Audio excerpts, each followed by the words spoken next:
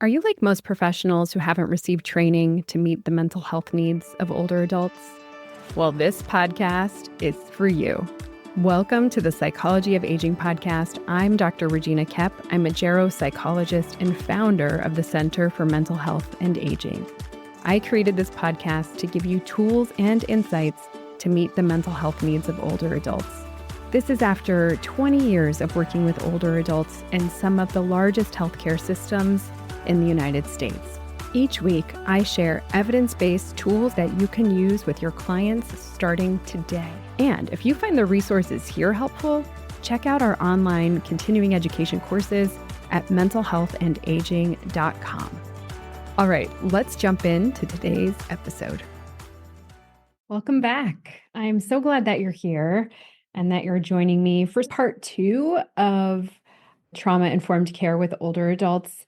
This episode today really will focus on you as the professional in your role of providing care and services to older adults. And so I want to talk about today the impact of trauma on healthcare professionals, mental health professionals, aging services providers, home health aides, whatever your role in working with older adults. It's really important that we also are attending to your health and wellness. This topic is really important to me, understanding the impact of trauma on us as professionals, because I have experienced my fair share of vicarious trauma. I've worked for more than 20 years with older adults, and many of the people I've worked with in many of the settings I've worked in are recovering from trauma or traumatic events. And I have always been really good at my own self-care. I've always been good at engaging in my own psychotherapy. And I thought I'm very well supported in my own wellness. And my experience of vicarious trauma hit me like a ton of bricks. I was working at the healthcare system. I had worked there. At this time, I'd probably worked there about 8.5 years. And most of my career had been working with people with a complex host of challenges, from complex post-traumatic stress disorder, plus poverty, plus racism-based trauma. The majority of my clients were Black, plus a whole host of experiences. Part of my role at the healthcare system as a psychologist, providing psychotherapy and psychological assessments to older adults and families, and also on the spinal cord injury clinic, where my patients would range in their spinal cord injuries from complete to incomplete injuries, meaning that they might have mobility in their extremities or paralysis from the neck or waist down. And I worked with a lot of different people, a lot of complex medical problems, complex trauma histories, like I said.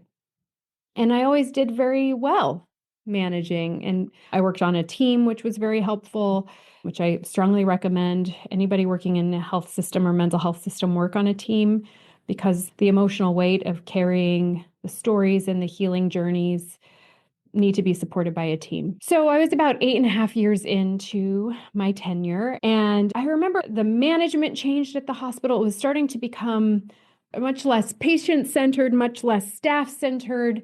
I just felt unappreciated, unrecognized. It was like work more, work faster, work harder, treat more people. And my productivity was always very high. I always had a lot of students, psychology interns, and postdoc fellows working with me. At one point, I had 7 people I was supervising. And the management changed. I was overproductive. I would meet my metrics and beyond. And I brought grants into the hospital, and I still felt very underappreciated and unsupported in the system. And I remember I was going to see a new patient, and he had a spinal cord injury and was paralyzed from the neck down. So he came to see me on a stretcher. So the transportation was that an ambulance would bring him to my office. Okay, you also have to realize my office was so small. It was like the size of a closet, a walk-in closet, maybe, and not a fancy one. And there were no windows. And I had several patients who I would see who used a stretcher for transportation because they were paralyzed from the neck down. And sometimes people would be on bed rest because of wounds that they would need to remove the weight from. So they would need to be on bed rest. And people would come into my office and we would be squeezed in so tightly where if a person came into my office with a stretcher, and this was like 10 years like this, if a person came into my office with a stretcher, I would have to stand to provide therapy. There was no place for me to sit. There was no room. And yeah, of course, the system didn't care. I have mentioned this many times, and this is why I left that system. But anyways, a new patient was coming to see me. He came in to see me using a stretcher. And he came into my office, and a few minutes into our conversation, maybe 10 minutes in, this is our first meeting, he asks me for privacy. So he asked me to step out of my office and into the hallway so he can have some privacy. Okay. And you have to realize he also had a catheter that would drain his bladder. He also has been with the ambulance drivers who were escorting him here to my office because he used a stretcher. So there are all sorts of reasons he may have needed privacy. He may have needed to adjust his catheter. He may have needed to, I don't know, make a phone call. He may have needed just some privacy. And I didn't know this person. And so I say, okay, of course. And he's predominantly paralyzed, so he can't like rifle through my things. I'm not worried that he's going to go through my things. But it's an unusual request. It's not a meeting someone, you don't often ask for that. And so I step out and I just become flooded with fear. And the first thing that comes to my mind is, oh my gosh, what if this person takes his life in my office? What if he has a weapon and is going to take his life in my office? And I was overcome. I was just flooded. And I'm standing there, I'm like doing my best to regulate myself.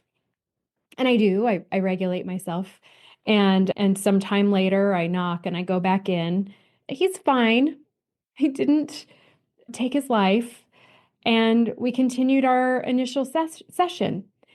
This was one of the early signs for me that I was experiencing vicarious trauma. Another time, I was working with this woman and I felt so unsafe with her. She was in psychiatric crisis and needed to be psychiatrically hospitalized. But I remember just before she and I decided together that she would be psychiatrically hospitalized because she was dysregulated, I remember sitting across from her and thinking, oh my gosh, she's going to attack me. And she didn't. And it was in that moment where I was also overcome with a bit of terror and fear. And I felt a little out of my body, which was also very strange because I always feel very grounded in myself when I'm working with patients. And I thought, oh gosh, like this is really intense. I'm not the right therapist for this person. And she needs a higher level of care than I can provide. And so we got her psychiatrically hospitalized. But I was like, wow. So that was another sign that I was experiencing vicarious trauma. And it wasn't like it was one person's story that brought on that vicarious trauma. It was the compilation of decades of stories and my own personal trauma history. And so it was accumulation and it was compounded and it all caught up to me. And I have to tell you, these weren't the only experiences. I also had just like patients who shouldn't have died that died from medical malpractice in a very tragic ways, or patients who were resuscitated when they were DNR, leaving the family and the worst decision possible to remove life support when they wouldn't have had to do that if they had just honored the person's DNR. There were so many experiences that added up that when I finally left the healthcare system, it took me like a year and a half to fully grieve, get this sort of trauma out of my system, to process it, to move through it. It was so complicated for me and so emotional.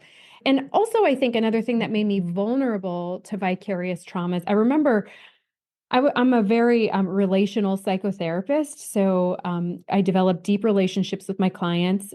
I tend to work with my clients for years and decades. And I remember one other psychologist said to me, "Oh, you're going to get burned out having that level of connection with your clients. My clients didn't know me very well. They knew my emotional reactions to things, but they didn't know me as a person very well, like in terms of my own histories or life. And I remember thinking, oh no, this interpersonal psychotherapy and relational psychotherapy is the way to go. And then I do think that there was an element of truth to what she said. I think that because I'm so relational and the bond, the therapeutic bond is so important to me, and that's where I believe healing and change happens is in the security of that bond, that also made me more vulnerable to vicarious trauma. And I think we need to be talking about that as professionals. So today I'm going to describe vicarious trauma. What are the signs? How to address it? And to really share the message that your health is just as important as everybody else's, and you are not impervious to your client's trauma just because you're a therapist. So, what is vicarious trauma? Vicarious trauma is the emotional residue of exposure to traumatic stories and experiences of others in our work. So, this is where we witness fear and pain and terror that others have experienced. And this is sometimes referred to as secondary traumatization or secondary stress disorder or insidious trauma. But it's essentially that we carry with us and that our clients' stories and that these stories impact us. I love this quote by, I believe it's Rachel Rahman. The expectation that we can be immersed in suffering and loss daily and not be touched by it is as unrealistic as expecting to be able to walk through water without getting wet. I have to say this again because this quote is the quote that I want every professional working with anybody who's worked with trauma.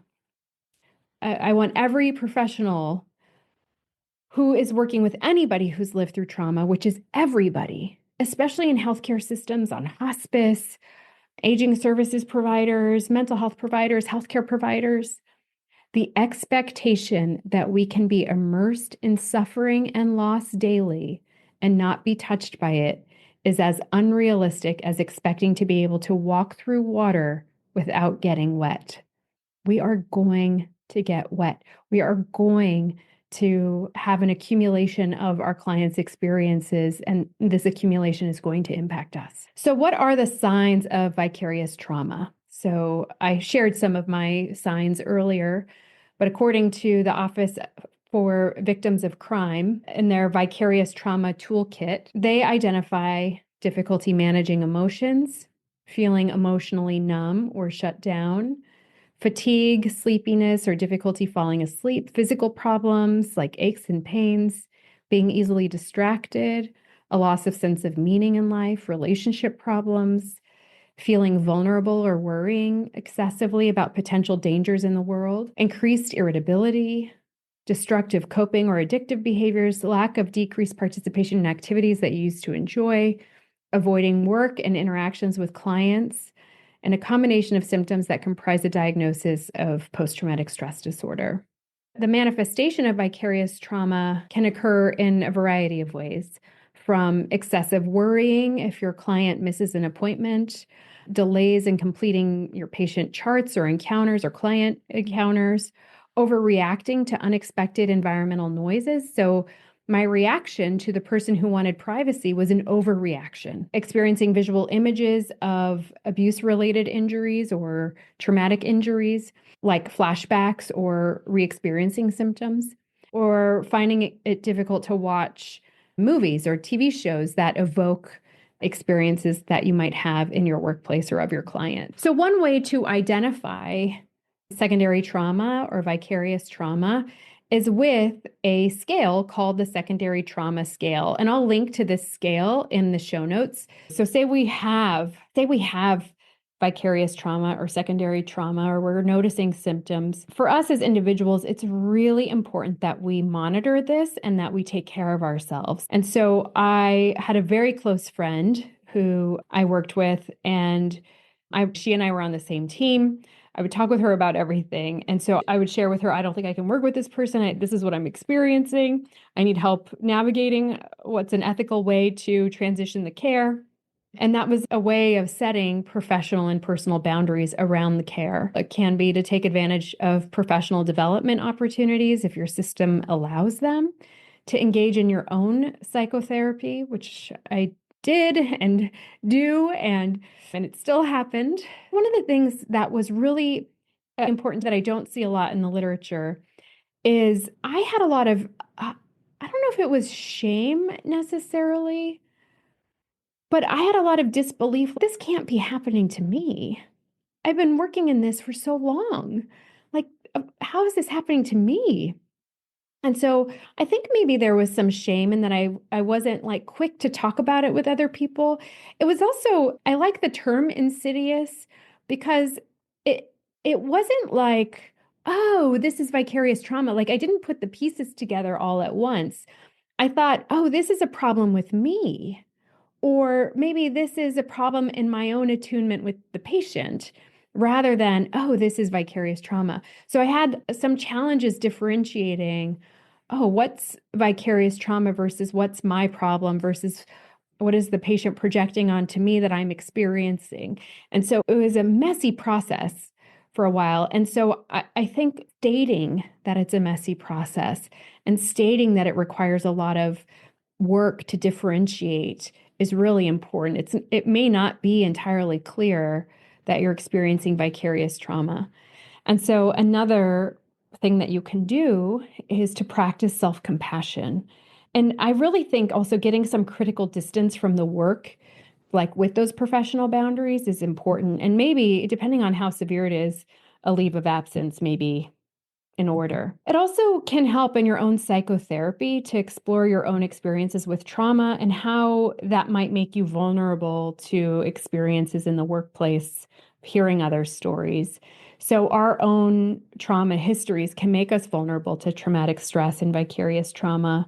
And so, having trusted friends, colleagues, or a therapist can really help us to understand our own triggers and how this might be manifesting. So, if you are noticing vicarious trauma in a colleague or a coworker, it might help to reach out and talk with them privately about the impact of the work. Or if you yourself have experienced vicarious trauma, to share what your experience was like so that they feel less alone and that they know what to look for.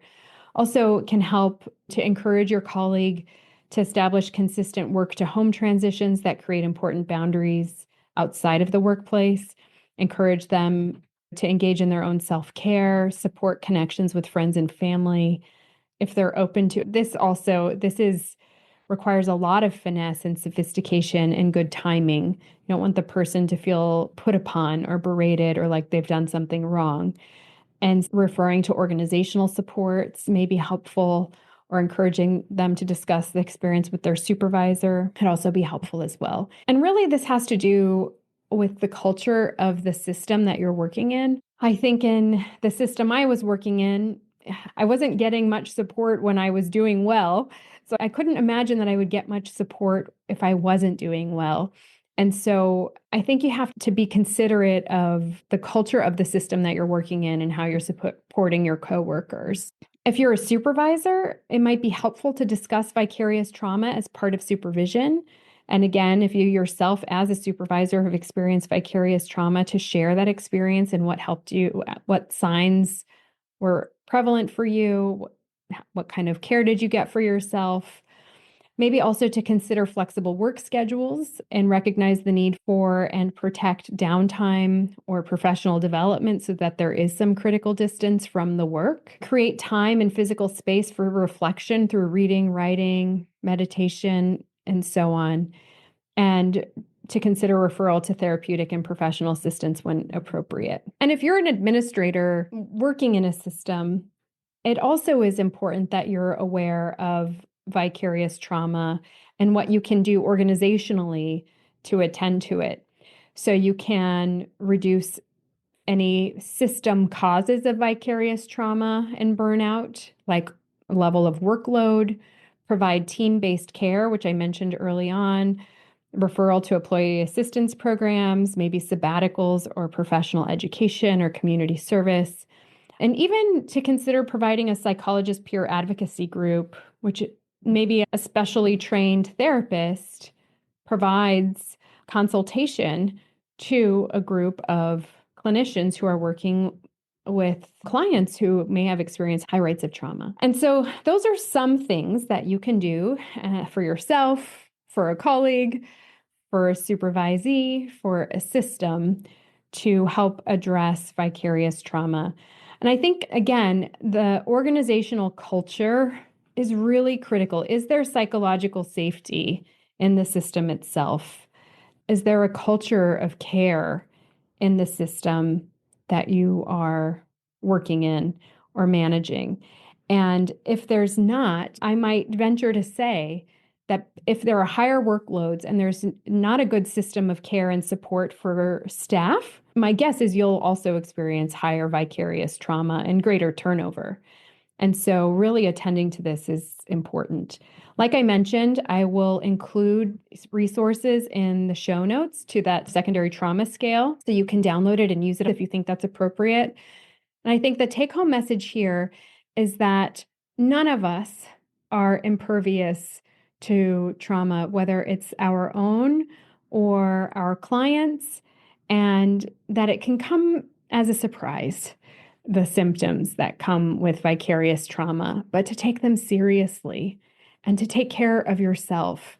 There's another quote that I love that is generally geared toward caregivers, but I think everybody in the sort of healing and helping professions is innately a caregiver, which is, the quote is, "You are not required to set yourself on fire to keep others warm. Take care of you first. You are not required to set yourself on fire to keep others warm." And if I could leave on that quote, the expectation that we can be immersed in suffering and loss daily and not be touched by it is as unrealistic as expecting to be able to walk through water without getting wet. So if you'd like more information on trauma-informed care for older adults, I have a free trauma-informed care guide. It's called, you can get that guide at mentalhealthandaging.com/TIC for trauma-informed care. I hope that you check it out. It has some great information and resources. And I just want to end this episode by saying thank you so much for the work you do. I know how deeply important it is. I know in my core, and you're not alone in this great work that you're doing. I see you, I value you, and I value you so much that I want you to prioritize your own care. Next week, I'm going to be talking about supporting older adults who are survivors of financial exploitation and fraud, and that was from a request from a listener. I hope that you join me then. Until then, please take good care of yourself and your colleagues. Bye for now. Calling all mental health providers. Have you been feeling ineffective, stuck, or unsure of how to best help your client with memory loss? Well, it's not your fault. Most therapists haven't had any training in addressing memory loss or cognitive changes in therapy. But I got something for you. In my free 10-minute video where I walk you through 5 steps for helping your clients presenting with memory loss, you'll learn the difference between memory loss and mental health concerns for older adults and how to help. Get this free training and a bonus workbook that you can start using in your clinic today. Simply go to www.mentalhealthandaging.com/clarity to learn more. That's www.mentalhealthandaging.com/clarity, CLARITY.